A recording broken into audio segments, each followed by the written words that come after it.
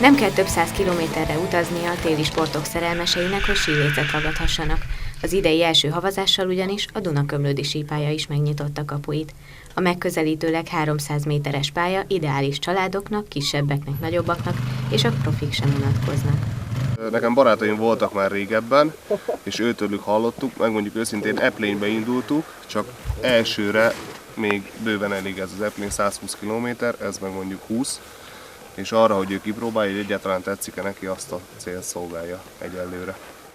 Amint leesik 10 centi hó, délután 4-től a késő esti órákig azonnal lehet siklani a kivilágított pályán.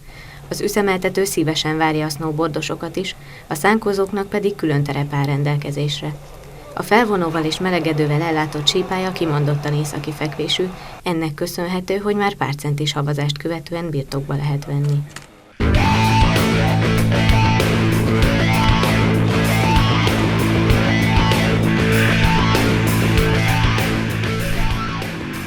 A Duna-Komlódi sípályának egyetlen egy nagy előnye van a többi sípályához képest Magyarországon. És pedig az az előnye, hogy teljesen füves, kőmentes a terep. Tehát ha leesik 10-15 centi hó, gyakorlatilag síelhető a pálya. A létesítményt nem csak környékbeliek látogatják, a síelés szerelmesei Dunaújvárosból, Kecskemétről és Kaposvárról is szívesen ide utaznak. Általában 40-50 ember látogat el a sípályára, de igazán hétvégenként élénkül meg az élet a Duna-Komlódi domboldalon.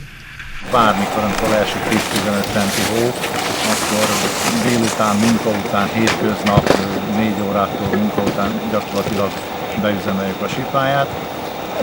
Hétköznap 30-40 ember szokott összejönni, hétvégeken egy kicsit többen, akkor általában hétvégeken családok, gyerekek ráérnek, szülők, szánkozók, nagyapák, nagyomák, unokák, ha jönnek ki, akkor egy kicsit nagyobb az élet.